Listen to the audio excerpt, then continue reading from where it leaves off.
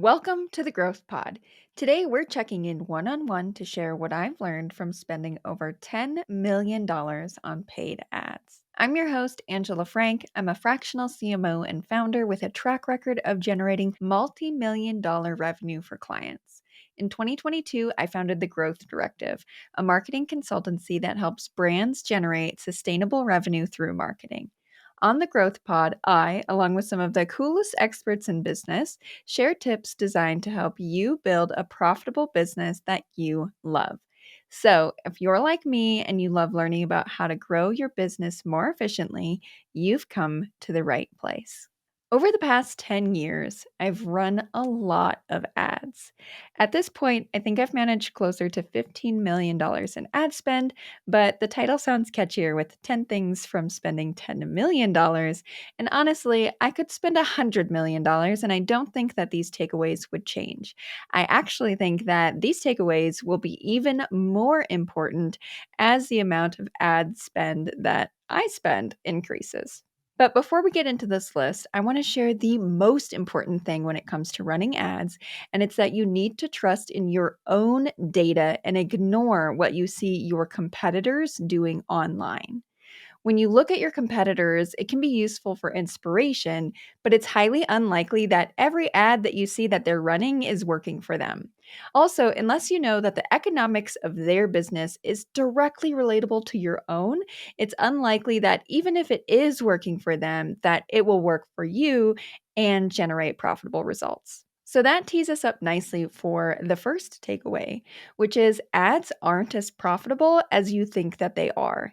I think this was the earliest realization that I had, and it actually came in the first business that I ever started, which was a small Etsy based e commerce business. And when I started on Etsy, you could run search ads very much like Google Shopping ads. You had keywords and you promoted your listing, and it would show up when somebody searched for a product like yours. And you had a lot of control over your targeting in terms of keywords and things like that. And when I turned on these ads on Etsy, I started getting sales. But at the end of the month, I didn't make any money. And that was a real lesson for me. And a few years later, I was working with a fitness equipment retailer. And one of the first things that I did was take a look at their ads. They were spending about $100,000 a month running ads on Google. And it turns out that their ads weren't profitable either. And the more that I started working with different companies across different niches and offers, I saw the same trend. It didn't matter the niche, business size, or offer. It seemed that everyone that I encountered just couldn't figure out ads in a way that made sense for their business. But they kept running them because, well, everyone else is. And their idea was that they just needed to figure out how to make it work for them. And this leads me to the second takeaway, which is not all businesses need to be running ads. When I work with a business who is running ads but just can't seem to crack the code, oftentimes there's a totally separate marketing channel that's working really well for their business and can be a huge driver in their growth, but it's been neglected. And oftentimes this neglect is caused by the fact that they're spending so much money on their advertising that that's where their attention is. And so in these cases, I'm able to help clients scale back their ad spend and use it to invest in other channels that become the primary growth drivers for their businesses. And that usually ends up either significantly reducing or entirely eliminating their need to run paid ads. Of course, there's nothing wrong with testing ads, but you can build an amazing business without them, like Sean Tepper, who I interviewed for episode 22 of the Growth Pod. He built his investing platform Ticker to over 9,000 users, and he doesn't use any paid ads. Instead, he leaned into the area that drives growth for his business, which is primarily leveraging YouTube for client acquisition. So let's say you've tested ads and they do work for you. Obviously, you're not going to stop running them. And so the rest of the takeaways in this episode are for you. Takeaway number 3 is that you should never depend solely on advertising to drive business growth. Going back to my earlier example of the company that was losing money on their ads before working with me, their ads were not only unprofitable, but they were also entirely reliant on Google ads for the revenue that they were making. And now this is dangerous for two reasons. One, with this strategy, you have to spend money in order to acquire your customers, whether or not you have the budget for it. Because without this money spent on ads, your company would not generate any revenue and would die. And the second reason is that you're entirely beholden to continue paying whatever the ad platforms want to charge you, even if you do have the budget. And you're beholden to pay that whether or not it makes sense for your business. So never rely on one paid advertising channel and never become reliant on paid ads alone. Now that you're running a diversified channel strategy, it's time to learn how to grow your ad accounts. And that takes us to the next takeaway, which is ads require a lot of time and money invested to get things right. To create a truly successful ad strategy, you need to be continually and aggressively testing new creative, targeting, and messaging within your accounts. It's not enough to launch a few new pieces of creative each month. You need to be testing a few new pieces each week, or better yet, every day. And to do this, there are a lot of costs involved, not only with your team, who needs to spend a large portion of their time on creating the creative, setting up the tests, and compiling learnings, but you will also need to spend a large portion of your time analyzing those learnings, and you will need to spend money testing these creatives, copy, and targeting. At first, it might not seem worth it to spend the resources on this, but it is the only way to set your accounts up for success, quickly identify new opportunities before your competitors do, and navigate changes that inevitably will impact your advertising performance. When it comes to setting a budget, I've learned that too little budget is bad, too much budget is worse. There used to be a day where you could profitably drive traffic to an unoptimized website, ask someone to buy something, and most of the time they would, and you'd be running a profitable business. But ads don't work like that anymore. Recently, I read a statement from Russell Brunson who said that unless you're spending $1 million per month on ads, the platforms don't really care about you. But honestly, based on my experience, I think even that is a little outdated. And in my experience, unless you're spending a few $1 million per month or more on a single platform, advertisers don't really care about you.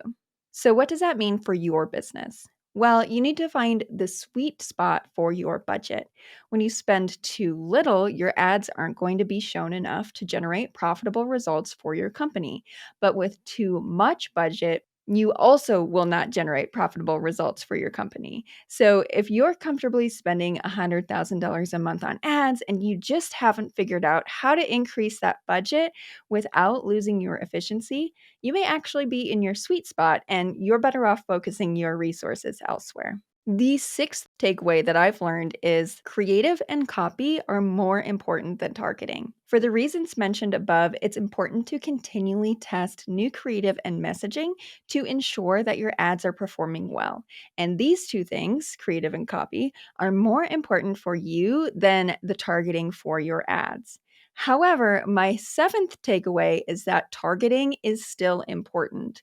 Of course, who you show your ads to is important. If you're selling something for nursing mothers, you wouldn't want to be showing your ads to 80-year-old males who love motorcycles. Weird example, but you get the point. So, targeting is important, but creative and copy are more important.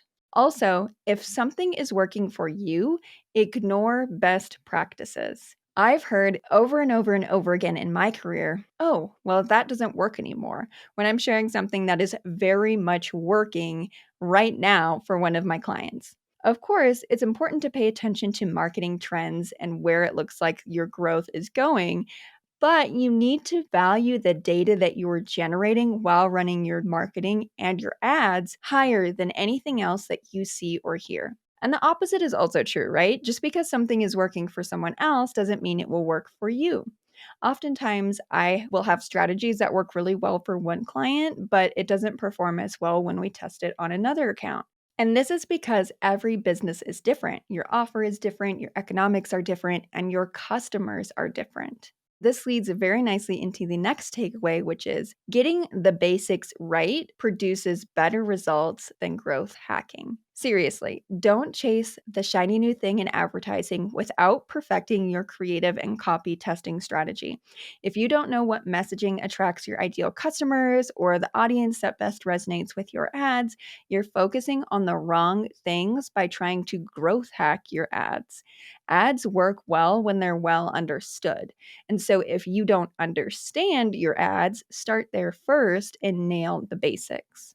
And my 10th lesson that I've learned after spending over $10 million on ads is that your funnel is more important than your ads. Just like getting the basics right, if you don't have a well thought out funnel as part of your marketing ecosystem, you're wasting money. You need a highly optimized path for prospects to take on their way to purchasing your offer. Spend more time and effort on your funnel before you launch your ads, and then continue optimizing it as often as possible.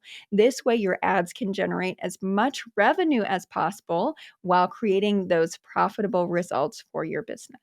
Thank you so much for listening to this episode of the Growth Pod. I look forward to seeing you in the next one. Hey, Angela here. My new book just came out and I want you to have it for free. The book is called Your Marketing Ecosystem: How Brands Can Market Less and Sell More. In the book, I break down the exact system I use to help my clients significantly reduce acquisition costs, improve their ad efficiency, find new high growth marketing channels, and most importantly, create profitable marketing strategies. So, if you're a small business owner looking to cut through the noise and invest in high impact marketing channels, or a medium to large organization who wants to understand why your marketing is underperforming and how you can create a profitable marketing strategy, this book is for you. The strategies in this book have changed the profitability of my clients' marketing strategies, and I know they can do the same for you. To start implementing them in your business today for free, visit yourbrand.evolved.com/free book. When you get the book, you're not only getting the exact roadmap that I use to create profitable ecosystems, but you're also getting access to the resource portal that I've put together as an exclusive gift for readers of the book. The portal has swipe files, tool and tech recommendations, and other resources designed to help you create a profitable marketing strategy. There's absolutely no cost for those resources. You get access to them when you get the book. So what are you waiting for? Visit yourbrand.evolved.com/free book and get your copy today for free.